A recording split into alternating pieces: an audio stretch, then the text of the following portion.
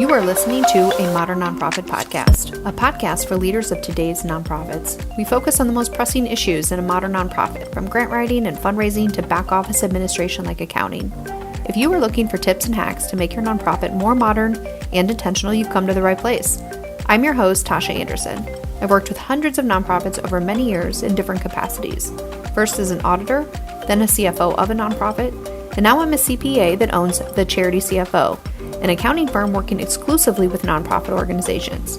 I'm passionate about trying to make the work of nonprofits even easier through the most modern practices I've learned from some of our most successful clients. Keep listening. Hey friends, welcome back. I am here today with my new friend Courtney. Courtney, you are the executive director and co-founder of the Pearl. I think you're going to do a much better job than I will giving a little bit of background about your story. I love talking to founders of nonprofit organizations. A lot of times I talk with professionals that support the nonprofit space, but I really like hearing stories from those that have lived the experience. And you're going to talk with us a little bit today about some of the lessons learned that you had in starting the Pearl House. But Courtney, before we kind of dive into the conversation that we've laid out today, why don't you give us a little bit of background about the Pearl story or the Pearl House story and how you ended up starting a nonprofit to begin with? Oh, wow. So first, thank you for having me on here. I've been looking forward to it and so excited. And yes, so it is one of those stories that it really is like, we feel like it's been an assignment we're supposed to do. We saw a need and we're helping to meet that need. So, my husband actually had taken some students over to Ghana and he came back and he told me about these girls, 8, 9, 10 years old, living on the streets and just no hope. And so I am I don't know if you've ever heard of something and it's tugged at your heart and you thought, I want to do something. Like, I know I'm one person, but if I can make a difference, I want to do that. And so that's kind of the story at the Pearl House, is that, these girls that, we're trying to help to truly change the trajectory of their life. And so our job with the Pearl House is that we go and, most of our girls are either orphaned or they've come from poverty or, child marriage. And so we take them and they live at the Pearl House. And we also have a school. We have a couple career centers that we're training a lot of single moms between the ages of 18 to 21. And we're teaching them trades so they can provide for themselves and their families. And then we're actually starting a counseling center, the Pearl House Haven. And so it kind of just keeps growing. And, I think when we first started it, we saw a need and a tug at our hearts and thought we can help a handful of girls. And then in doing that, just, the organization just continues to grow and therefore the work continues to grow. But it's really neat just to see the impact that is being made. Yeah, it's interesting. I kind of laugh a little bit because I think when people start out to do one thing, right, whether it's I think about this with some of our clients, just basic housing, right, a shelter or a school, and then realizing there's so many wraparound services that are needed, and it's so easy just to keep adding and adding and adding because it's not simply just the one thing that seemed obvious that they needed, but other services as it becomes more apparent. So tell us, one of the things that I was really excited to talk a little bit about is that you started your organization like everybody from an idea, a concept, and then you've grown and you've gained a lot of success in your space. So tell us a little bit more kind of about that journey on, like, when did you start the organization and how has it kind of morphed today? I'm curious to hear a little bit more about that. Yeah, so I would just say this, that those that are listening, just to be encouraged, because I look back and we have made mistakes. We have learned a lot as we've gone, and sometimes if you just keep doing, you keep persevering. And I've learned a lot from others. And I always try to, find organizations that are similar to us, but maybe a few years ahead of us. And so, kind of tapping into their wisdom and the experiences they've learned, mistakes they've made. And so sometimes, hopefully you can avoid some of those. But I just think it's so important to surround yourself. Like, I try not to be the smartest person in the room ever. And so it's so good to surround yourself with people that just are, expertise in the area that maybe that you're seeking after organization you're trying to start. So when we started the Pearl House, it was, well, this summer it will, we've had our girls for 10 years. Wow. In 2000. So next year, 2023 is our 10-year anniversary. Wow. And, when we started it, we were a 501c3 here in the States, but in Ghana, we're an NGO. And so, honestly, not really knowing what we were doing, but we knew we wanted to do something. And so I remember I live in Oklahoma, and our offices are here in Tulsa. And so I had a friend who was an attorney.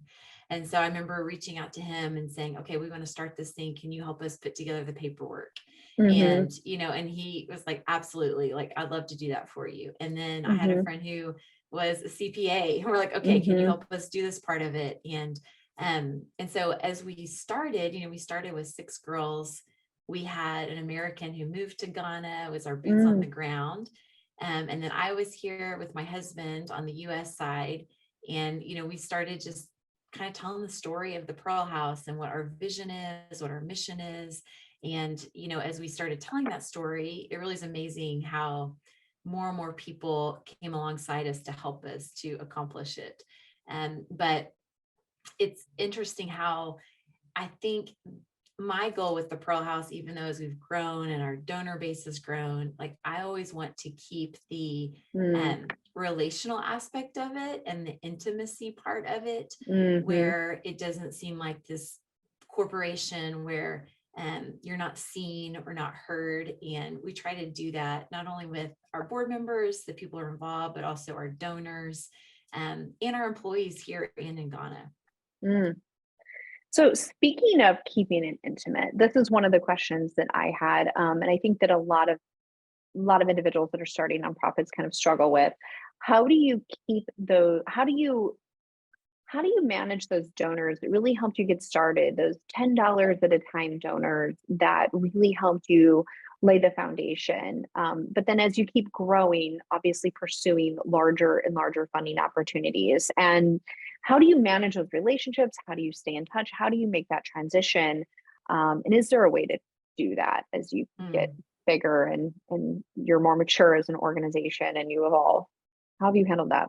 Yeah, I think that, well, one thing that I've learned is that I really think that everyone wants to make an impact and feel like they're making a difference, and that no matter if they give $5, 5,000, 100,000, that those dollars matter and that impact matters. And so, because I know that's how I would want to feel, so I want to make sure that anyone that's a part of it is seen and they feel appreciated and they know they're making a difference. And, so we'll start even with we have college students who they want to make a difference. They want to make an impact. They want to be a part of the Pearl House. So, but I remember being in college, you don't really have a lot of extra money when you're in college, to start donating and giving, but they can give in other ways. And so, we've seen where we creatively help them to get involved. And a lot of time it's their time or their, creativity and being a part of that. But then you see that where that college student, when they graduate, then they get a job and then they have more, discretionary income that they can donate. And then those $5 donors become $20 donors, and that, it just continues to increase. And so I think it's easy to sometimes overlook those smaller donors. But one thing that we do here in the office is that we have a spreadsheet, and it sends out, and it's our one-time donors that are on there. And so we look at it, and one of the things is that we don't even look at the amount that they've given. And so, I think it's just, it's like these people gave. And one of the things we do, we always have our big gala at the end of the year. And after that, we have a list of anyone and everyone who gave to that. And we actually divide that up to our board members. And we ask their board members if they will make these personal calls to these donors. And we don't tell our board members don't know what they gave. They don't know the amount. And so every phone call that's made by that board member to that donor, the voice behind it, the messaging behind it is the same. So you're going to get a call from a board member if you gave $5, and feeling the importance of that, versus, if you gave $5,000. Yeah. So I think that has been something that's been really good, and has made an impact with our, with our donors and supporters.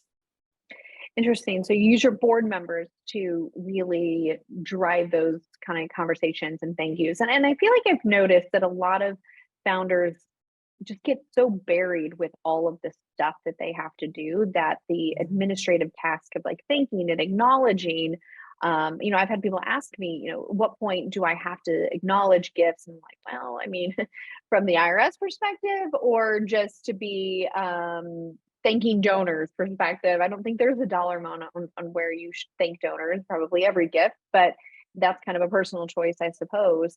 How do you all administratively handle that since every gift is kind of acknowledged? I'm assuming you acknowledge every gift and then you also have those boards support you almost as a reinforcement. Yes, yes. So we have it structured where we have a lady in our office that she writes all the thank you notes. And so whenever the donation comes in, she's writing a thank you note and sending it out to them. And then we have another lady who is amazing at phone calls. And so she will make phone calls and just say, thank you so much for giving. And a lot of times she's leaving a message because, if you see a number you don't recognize, a lot of times they don't even, you don't answer the call, but just that, just that we've made the effort to do that and to make that phone call. But we do kind of structure it where we have, like within the Pearl House, we have monthly supporters, that are giving monthly. Sure. And then we have those like one-time donors. And then we also have sponsorship. So our girls at the Pearl House, you can sponsor them, build a relationship with them. So we kind of treat them all a little different, but yet they're all treated with importance. And so like the way we communicate with them looks a little different in the fact that like those that are our monthly sponsors and they actually have a relationship with our girls, like they get a handwritten letter from their girl. And so I think when you're thanking donors, like it doesn't have to be a handwritten letter that says thank you so much or a phone call, but there's other ways to show appreciation and thanking them. So like in our case, they get a letter from Ghana from their daughter that lives there. And so or we'll even send out just, updates. I think that's so important with those that are donating. Like you need to be sure that they're being updated and communicated with. And it can be, you have a monthly newsletter you send out. It's a postcard that you send out. I just think that they want to be informed and they want to be in the know. And the more they know about it, the more they feel included. And then the more they feel included, the more they feel like they're making their impact. And it just, it's kind of a snowball effect. It's so interesting hearing this, Courtney, because by the nature of only working with nonprofits, and we get asked for gifts all the time, and so I give personally and professionally, to a lot of different organizations. So I like to pay attention to just donor acknowledgement because to see how different every organization is. And I have to just ask you, is this just the mastermind of Courtney that you just learned all of these things that like we should do this, and we have different experiences for different types of donors, and we've kind of thought through how we're going to communicate with these donors and the frequency in which we communicate with these donors, and then we have a process in place to make sure we're consistently reaching out to these donors. Because even I've worked for a nonprofit, I've worked with many nonprofits, I'm a donor for many nonprofits, I've sat on boards of several nonprofits, right? And it's just such a different experience each time. And to be honest, I think that other than the obligatory, which I think I have a few stacks, a few donor acknowledgement letters sitting right here, but it's really, it's almost like the obligatory, like, the 4-paragraph letter that was kind of mass produced, and it doesn't really matter what dollar amount you gave, you're going to get the same mass produced letter. And, it shows up and, I kind of look at it, I kind of don't, and it's like, and then I kind of pay attention, is there anything else that comes from that? Right. So I'm just curious because I see so many of those. Not most people don't do what you do. And how did you come up with this idea or this importance or priority, I guess? Goodness. Well, I think part, so yeah, my background is not in nonprofit. Like it is not like so that's why I say, like, it's really amazing. We look at the growth, and I'm like, my training is not in nonprofit.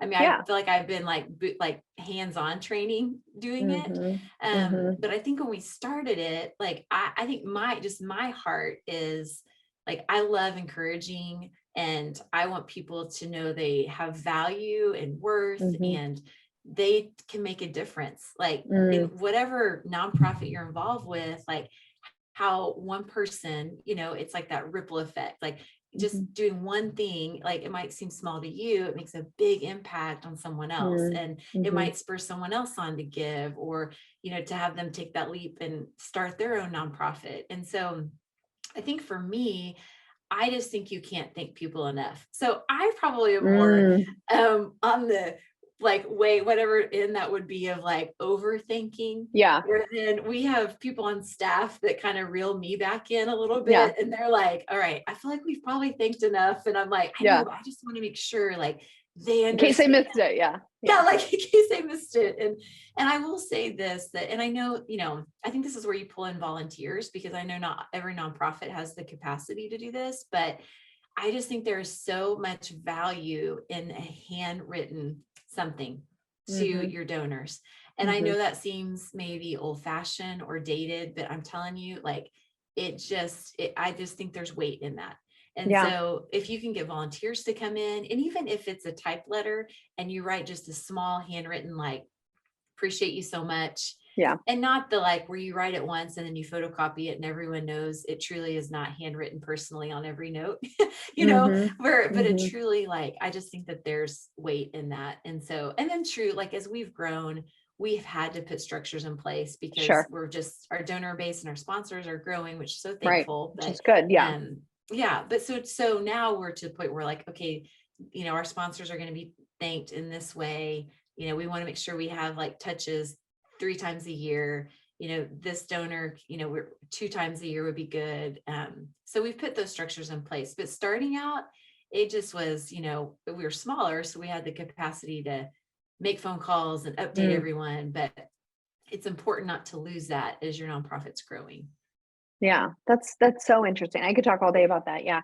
It reminds Mhm. me of another client that we worked with, that I heard the story of the founder was very similar to you. And she would just leave gifts on people's doorstep, her original first donors that would give significant amounts. I mean, she really went above and beyond. And she is now retired and left the organization in that capacity. But even to this point, she has a very loyal donor following. They're local here to St. Louis, and they have galas that produce over $1 million a year because of the loyalty and just the relationship building that they've done successfully with their donors, and they really do a nice job with that. And so, anyway, it does go a long way, and that's why I asked, like, where do you get this idea? And then, like I said, I see the spectrum of donors and thanking them. So thank you for that. I know we have lots that we could talk about because I'm so fascinated with this, but I want to switch gears a little bit away from kind of donors. With growing, I've experienced this myself. Um, there's always the shift with internal team. You've mentioned like getting more volunteers and getting team members, having to put structures in place. And you and I were kind of joking offline a little bit about, when you start an organization, and I'm the same way. I still sometimes have meetings at my house, believe it or not, with some of my senior leadership, and kind of transitioning from a small, one, maybe you, and then hiring a staff person. And then, like you said, your first staff person went off and now is abroad. And then you start adding more team members, and how that might shift culturally, and what you've learned along that way, going from no team members to having a team, and not just having a team, but a more structured team, and moving into an office, right? And formalizing things and becoming a little bit more, dare we say, kind of corporate-y. And we got to put some structure in place for things. Tell me a little bit about that and your experience and how you handled that. Yeah. So it's interesting. Whenever we started, it was like, okay, I mean, it really was a ministry. And we're like, we just want to minister to these girls. And, Yeah. how do we do that? And then you're right, though, then you have to put the legalities of it, of like, okay, well, if someone wants to donate, Mm-hmm. we need to have where they can write it off on their taxes. So Mm-hmm. becoming a 501c3. And I do remember we were out of our home.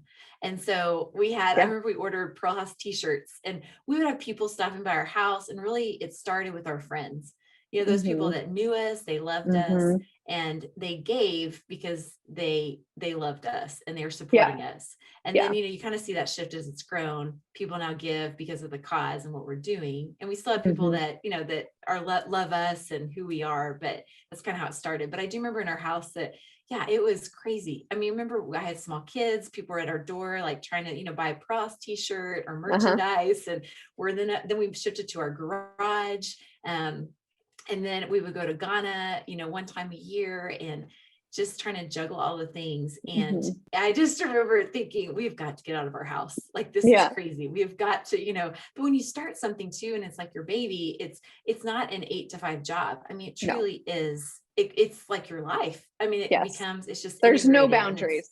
No boundaries. Yeah. Which I'm sure that could be another podcast, and like the healthiness of boundaries, and they are, and you've got to establish them. So in some places, but when you're starting it, it's like, you just give it your all. And, and so it's like, it was like, we lived it, we breathed it, and we're like, we want to see this accomplished, and we're donating to it. And just, we're just trying to get off the ground. And so then to see it, then we moved into a small office space where we had one office, and we had an intern, and that intern would come, so it's great labor, but it's free labor. And so they would come and help us do just like mailings, and, and my husband and I were doing this for free, obviously, like, it's like this, you don't get paid when you're first starting it.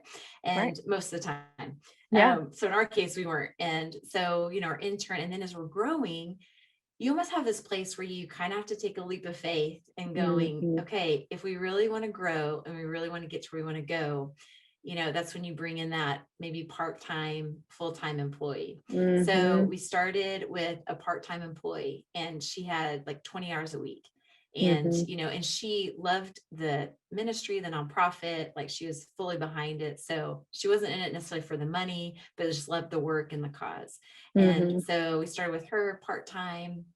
And then, as it's grown, she became full-time, and then we added another person. So it's definitely, I mean, I don't know if this is for everyone, but for us, it's been a slow process. And I think sometimes nonprofits can grow too quickly, or want to, they know where they want to be long-term. And it's sometimes hard to be in the growing process of things.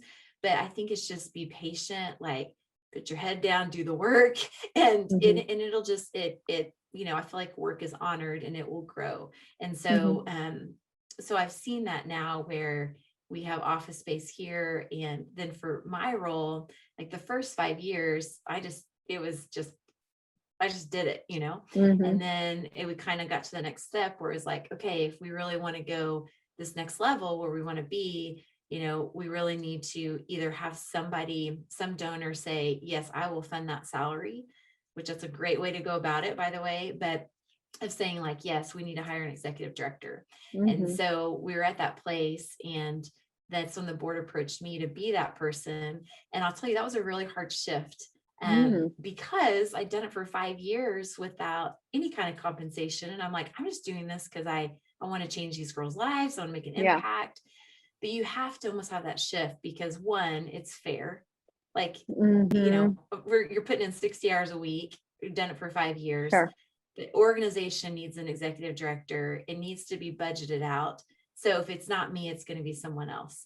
So, and then you just have to do that. So we have friends too that are like, I'll do some graphic design for you, which is fantastic. But I think it is important for nonprofits to make sure they're budgeting or seeing what that normally would cost, because that way, when you're setting your budget for the next year, you can say, it gives a true picture of, this is what we need for graphic design, or this is what, like even those person's been donating their time for 5 years, as an organization, we need to have, this is, in this line item of our budget of staffing.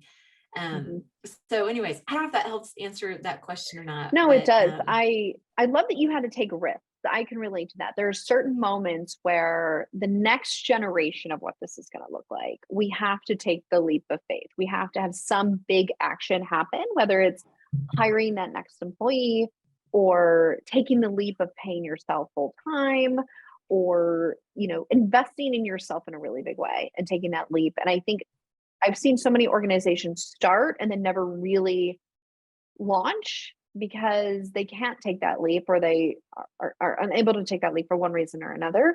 And those organizations that are willing to really grow, take those big leaps of faith.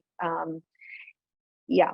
And to your point, having that short-term steps to get there, because going back to kind of the leap of faith, where I see some founders, they get into the work thinking initially, this is just something I want to do to the community, right? For the community, but never with an intention to hire an employee or to get them on board full time.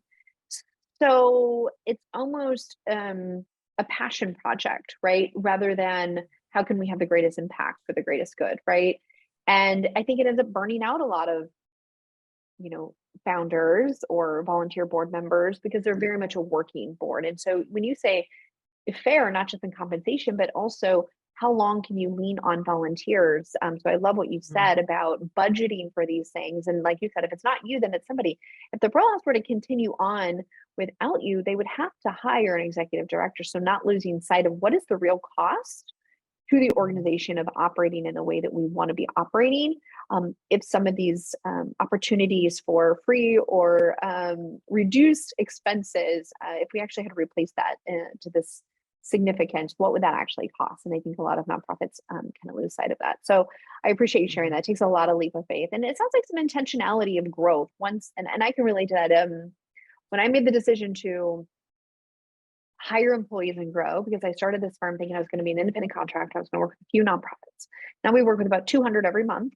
And I got to this place and I thought, okay, if I'm willing to do this and I have to make the commitment for more than just, okay, well, I'm going to hire one part-time person. I'm opening up, the doors for something much bigger, and taking it step by step, like you said, and being patient with yourself and following the process and having some sort of focus and vision in the short term on how to get to where you want to be in the long term. And I think revisiting that regularly to figure out, is this really going to be small and localized and going to be focused on primarily my efforts, or does it need to be something bigger? And then what are those incremental steps to get bigger?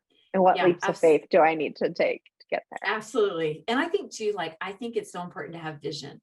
I think that, even when you're talking about all aspects of a nonprofit or whatever it is that, you're doing, I think of a donor and they want to know that, if I gave you this large check or I gave you this donation, you have a plan. I know what I'm going to do with that. I know where we want to go in a year, in 5 years, in 10 years, this is the vision. And so people want to be a part of something that they see growth and excitement and a vision. And so I think sometimes nonprofits, they, because it's a lot of work. I mean, it's a lot of work. Yes. It's hard. And I think sometimes they lose sight of what's to come because they're just trying to get through, they're trying to keep their head above water in the day to day. And so I do think it's important to have a vision of where you're going. And you said about passion, and I 100% agree with that, because before you start a nonprofit, if there's someone's listening and you're like, I have this, see this need, I want to start this nonprofit. You got to make sure you got a passion for it. It's not just this that kind of be cool. But truly you have this stirring, you're passionate about it. You have people that can come alongside you and help you, because it's hard. And there's days where you're like, is this worth it? And but that passion helps to continue, and you see the impact that you're, that it's making. And so that's always encouraging as well. Yeah.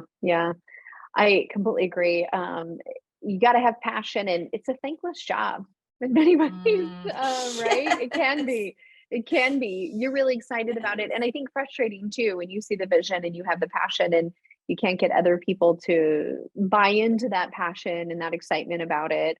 Then you're doing all the work and you're not even getting paid. It's very thankless, very lonely. And I feel like we can continue the conversation, but you said something earlier that I want to go back to before we wrap up this conversation. You had mentioned reaching out to other organizations similar to you. And I think that that's really important. When I started my business, I found a group of individuals trying to do the same thing. And you can't really rely on your staff, or you probably shouldn't rely on your staff or your volunteers to be a sounding board, right? You have to be the positive face and, eternal optimist and all these sorts of things. But you do need that source of support, and you do need that sounding board, and to be able to exchange ideas and maybe even get a mentor out of it. How did you find your circle of people that you leaned on during this journey? Is it online? Was it local? If somebody's out there in this isolated space, in this thankless role, and really struggling, which, wow, I really wish I had an opportunity to not be the smartest person in the room, and how do I find this community? I don't know, any advice for people on where to find this? I think that, like, for us, it was like, it started in our church, to be honest. I mean, we had people that, and some people I didn't even know very well, but I knew their character, and I knew they could be trusted, and I saw their heart, and even just like their passions, or what they were involved in. And so like, for us, that's where it started. I would say, like, if you're in that space and you're thinking, how do I find those people? I think you'd be surprised, like, if you look in your community, or maybe you feel like, well, I don't have all those people, but maybe there's one person, and then that one person, they know someone. And because you know that one person, their character, you trust them, then you're going to trust who they, refer to and bring alongside you.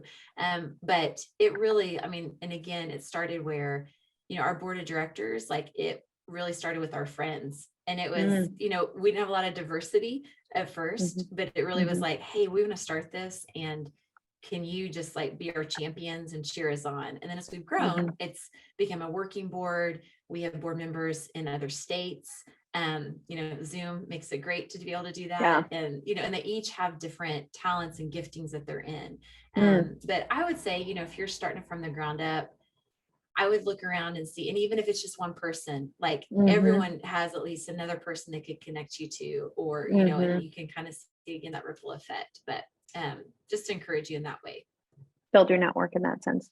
Yeah. And I would envision either locally or online. There's so many online communities that are little micro ecosystems of the nonprofit space, based on, mission or types of organizations or causes that you're passionate about. I mean, there's certainly much larger groups, but if you're looking for something really specific to the cause you're trying to fight the war against, I would imagine there's other, like, little pockets of people out there to be found. So absolutely. And I will say too, I don't know if LinkedIn is actually a fantastic place to go. And I've seen where, organizations will put posts and they'll say, we're looking for board members, or we're looking for, it's a great community for really founders, CFOs, CEOs, to a community in that way. So that's a great resource too. I have found is with LinkedIn. All right. Well, that's helpful. So Courtney, thank you so much for having this conversation with me, sharing your experiences and words of wisdom and some advice for some of those that might be listening and struggling with one of the same things, like I mentioned before our call started, or before I started recording this call, how much I love talking with other founders and kind of hearing their stories. And I think how much it resonates with other people listening. So you've mentioned the Pearl House. The best way to follow along with what the Pearl House is doing, just going to thepearlhouse.org. Is that good? And social media, any other ways that we can follow along with the story and what you all are doing? Yeah, no, those are actually the great ways. And if you go to our website, you can actually sign up we have a monthly newsletter that goes out just to keep even, better in contact with that. And so, yeah, social media is great too. So those are great places to start. Okay. Well, Courtney, thank you again for joining us. And for all of you listening, make sure to subscribe to our YouTube channel and get updates on all of the conversations that we're having, or hop on over to any of your streaming platforms and subscribe there as well, so that you can hear all of the future conversations that we might be having about some of these operational issues. Courtney, thank you again so much, and I appreciate all of your insight. Until then, bye everyone. Thank you for listening to a Modern Nonprofit podcast powered by the Charity CFO. If your nonprofit is needing help with accounting or bookkeeping, head on over to thecharitycfo.com to find information on the work we are doing with other nonprofits. If you found this information helpful, please give us a 5-star rating on your podcast streaming platform so other nonprofit leaders can find us. We appreciate your support, and we'll see you on the next episode.